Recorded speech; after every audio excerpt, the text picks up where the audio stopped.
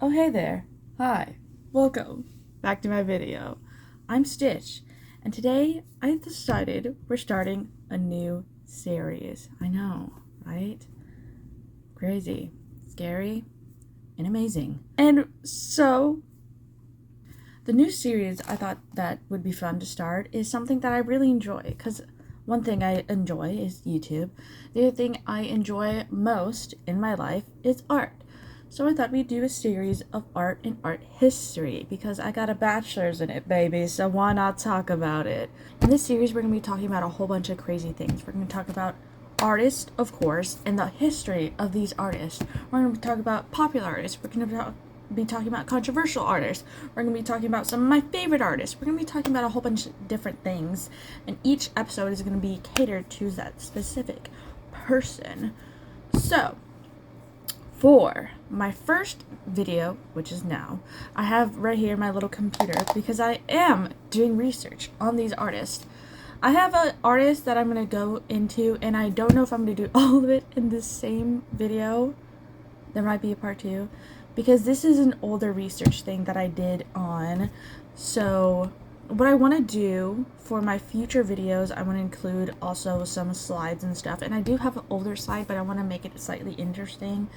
So there's going to be parts of me talking, parts of me with audio, parts of me with video, but parts of me with like little slides and stuff and being like, whoa, cool, interesting. And of course, in the end of this, I will have my list of references, and then you can look at those books, those documentaries. I'll maybe in the future series recommend, if this artist is in a particular museum somewhere, to go and see it. So, without further ado, we're going to start with older slide I have, because this is an older slide and I do want to get more information. This is kind of like just basic information. I want to have like a deep dive in like some of their stuff. So I still wanted to start this video because I was really excited. So this video will either have a part 2, or we'll see another part of me later, depending on what I do. But we're gonna start with one of my favorite artists. This was probably one of my first artists that I got really interested into in college. And his name is Yoshimoto Nara. Yoshimoto Nara! Yeah! Yeah, whoa, look, this guy's so cool. Let's get into this video. Yeah. He's a Japanese contemporary painter, and he's pretty amazing. He's pretty interesting. So here's some basic facts. Of course, we're going to talk about like his education, where he was born, blah, blah, blah, blah. Some basic stuff to get to know our person, to get to know him, to get to know him. What's his life? So, born December 5th, 1959, Hirosaka, Aomori, Japan. And if I pronounce anything wrong, I will either edit this or try my best, so please bear with me. He's currently 66 years old. Still alive, still thriving, still amazing. And some of his artworks, so a generic idea, I'm going to kind of describe a lot of his consistent artwork that you see, like his series of things that you would see a lot of. He does a lot of these paintings of these young girls, almost cartoonish, stylized, and he paints these I wouldn't even say like they're all children, like they're very cartoonist style. Some of them are very painterly, and some of them are very stylized, but they're almost characters, if you will. They're a little bit hard to describe. Obviously, I'm gonna have like images here. So like he'll often have this like little girl character, either in like a dress or like in a costume, or sometimes it will say something. And some of them will look very similar and some of them don't. But they're very interesting characters. Weirdly, now, in this age, they kind of remind me of these, like, things that we get really interested into, like these Labubus and stuff like that. Like, she's very characterized in this, like, big head, small body, very, like, monster-y, like, because her eyes are very, sometimes not very human. So, you know, like, I would definitely think that she's, like, very cartoonic, or very, like, not otherworldly, but, like, not very, like, she's human-ish looking, but she also reminds me of, like, a very characteristic of, like, Labubu and stuff, like, almost non-human-y. So, as I was saying, his education, so he has an MFA from Aichi University, in the arts. I don't know if I pronounced that correctly, but he got that in 1987, and he also BFA in Musashino Art University in 1985. And again, if I mispronounce anything, I'm very sorry. He currently, as I know of, is living in a studio around Japan. He has many awards. I don't know if I'm going to list all of them, but I will count the amount that he has. But he has currently 1, 2, 3, 4, 5, 6 awards that I know of. He might have more, but that I know of, he has 6. He used to have a religious and political view background, so a lot of his stuff originated from that point of view. His grandpa and his father were both born as, like, not born, but, like, both, they were both intermixed into the Shinto priest. And he always says that his art was gratefully influenced by Shinto as a tradition. Shinto is an ancient Japanese culture or tradition focused in purity, harmony, spirits, and nature involved with it. There's like a ritual with purification of water and shrines and bowing to offer prayers. There's a lot of local, like, festivals. It just fosters a great community and divines connection upon each other. So he really enjoyed that part of being a Shinto, but he wasn't particularly into the religion of it. He was interested into the traditional history of Japan and as an animation in everyday life. He doesn't say that his artwork has any, like, cultural or political messages. He says that his artwork is not really, like, swayed by an audience. He would be making the same thing whether there was one or many or none. He'd be making the same artwork. And I think that's what makes a great artist. Like, someone that will make art no matter if there's a million people watching or one. Here's a quick little fun fact about him. In 2011, East Japan earthquake had a big impact on him. He was temporarily unable to work. He says the whole area between them in Fukushima was devastated. The whole scenery he was familiar with has been destroyed. For some people with no relation to the area, they may not be affected as an artist, but to him, it was a lot more effect on a personal level because he knew the people and he knew who was lost. Okay, another thing, he doesn't really categorize himself. He kind of resists that. He says humans have a common personality based on the town and the environment they were raised in, but you shouldn't really be able to judge under the same standard. Like, he feels like, basically he's saying, like, no matter, like, where you're from or whatever, that obviously the artwork is going to be different, even if, like, there was someone in the same birthday, same area, that person's artwork might be different than his.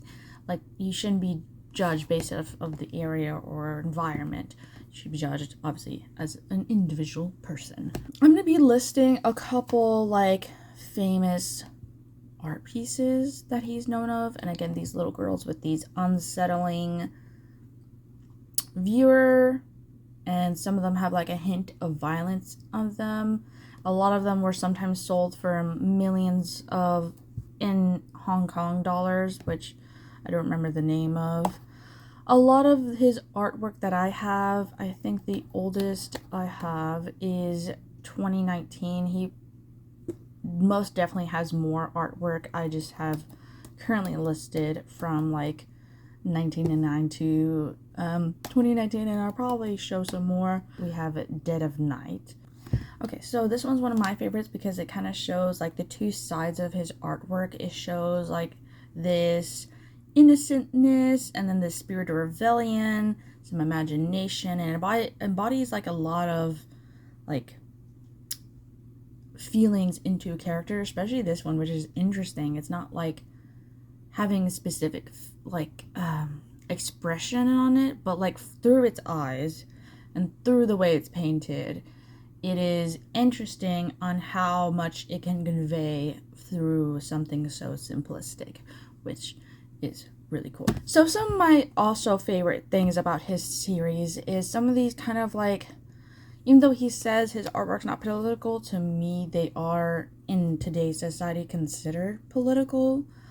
So these kind of like punk-ish inspired artwork. So we have Change History with this like rock expression. It carries an impact of criticism and effects in industrialization and globalization of like, you know, society and stuff. And, you know, we always have this rage, like sometimes as a child, or at least for me, like this Gen Z rage of like a young person wanting to fight. And sometimes I do want to fight, and sometimes I'm like just so beyond tired and overwhelmed and stressed that I literally am physically unable to. But as a kid, I was so feisty and so rebellious and was very much like standing for my opinion. I wanted to be heard. I wanted to be listened to. So I feel that like resembles into a lot of people's views. Hey, voiceover me. I kind of forgot to talk about one of the first little people I had set up. This was one of the earliest painting I had of him. It's Knife Behind Back. And this one's very silly. It kind of reminds me of like kind of frog-esque face, similar to the it kind of reminds me of this like silly frog inflatable that I see a lot. The Zenny frog like inflatable costume that I see. I don't know. I find it really silly. But this one also sold for about 195 million Hong Kong dollars. I don't know, I find it like weirdly like mysterious because we don't actually see the knife. It's like this like kind of like this really in your face portrait of a girl kind of just like staring at you. Yeah. So this one's kind of more, I felt like was not super the same with some of his artwork. I felt like it was kind of different. This is Beyond Sky. It's made in collaboration with Hiroshi Sugito. And I think this one's very peaceful. Like a lot of his kind of have this like vengeance-y or like not necessarily eeriness, but it has this like feeling in it, like almost this like rebelliousness feeling in it. And this one's very calming, and I just found it interesting that it's not a lot like his other ones. So this one, this one's silly. This one kind of reminds me of like Beatles and like music from like that time period. This was made in 2010, but the hair and stuff kind of reminds the Beatles and stuff like that. It's I Will Rock With You. I just love the characterization and the expression in this one. It's just very cute. Again, very boo-boo-ish with the teeth and like the big head and just all aroundness. Okay, this one's also a little funny. It has this little like little smirk on it. This one's called Can't Wait Till Night Comes. This was in 2012.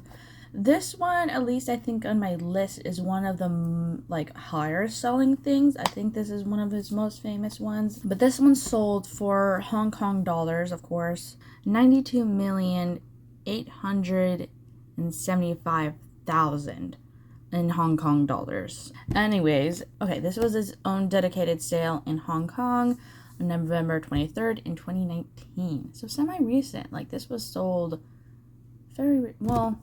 I don't know if it's that recent anymore, but you know, COVID time periods, like all a blur. That was 20, like how long? I literally graduated in 2019 in high school. So 2019, 2020, 21, 22, 23, 24, 25, 26, 8 years ago. It's like yesterday. That was like yesterday. Okay, so we have this next one, another 2019 piece. This one's on wood. A lot of the other ones, I think, were mostly on canvas. I think most are also made with acrylic. Oh, wow. Okay, I believe he still is in the contemporary art. I've seen his artwork in the Dallas Contemporary Art, but they do change some of the stuff. That I know of, it's still there. I will obviously link Dallas Contemporary Art. You should definitely go and see it. It's one of my favorite things. It's smaller, so there's not as much to see, but it is really amazing. And there's also like a video in there with conversation of Yoshimoto Nara and Pedro Alazon. Alonzon? Alazon? Alonzon? I don't know if I pronounced that right. I'm so sorry. But there's a whole bunch of information on it. There's like a map and everything. So I will be putting that. Oh, it's curated by him, Pedro. Okay. So much information. Wow. Okay. Obviously gonna be in the link, but you should definitely go and, if not see it, at least read and or watch the video that's on there. And so that I know of, it's still in there. If not, then you could, like, I believe the artwork is still in the Dallas Museum. No, sorry, Dallas Contemporary Art Museum. And if not, then you can, you know, look at like the video and stuff. But there's a map there, so I assume it's still there. But this one's No War. This one, like I said, is like similar to like how he says it's not political, but I feel like it does have some hints of politicalness into it. Like, it's not like not political, at least in today's world. It feels like some sense of it. I wouldn't say it's like controversial, but it's still like it's talking about like his feelings on like war and the impacts that it's had on him. But this channels his views and emotions on the act of the environment activism from the recent events of the 2011 earthquake. And this one's like pretty interesting. Like sorry, the like characters are a little silly, so it feels weird to be like, oh, earthquake, war, and then laugh at it, because they are a little silly, but they do have this sense of like grief and heartache, but they are still cartoonish and silly. But like the eyes and the mouth are very like haunting almost. But again, it's still like a little silly girl, so it's a little silly or a little funny. And then I believe that's all I have so far. Hey, editing me again. I realized in this video I didn't really talk much about Yoshimoto Nara's sculpture, so I don't know, let me know if you want to know about that. Maybe I'll talk about it in another video. I'm gonna just add a couple photos here of his stuff. But yeah, thanks, bye. But I will obviously have a couple sites. In the future, I do want to get more stuff, like maybe some books. Like I said, I'm gonna cite the museum, so you can either go see it, watch the video, learn more about this artist. If you're interested on anything else, please let me know. If you're excited for this series, thank you. Me too. I'm excited to talk about a whole bunch of things. Like I said, this is one of my favorite artist. It's been a minute since I've seen his work in person. To be fair, the other person that I really enjoy I've never seen in person. So sometimes he's just not able to, and that's okay. I don't know if he's in any other museums, but I will look it up, and if they are, then I'll cite them in the description below. But leave a comment, like, subscribe, let me know what artists you're interested in learning, and maybe in the next video I'll talk about them too. Thank you, and goodbye!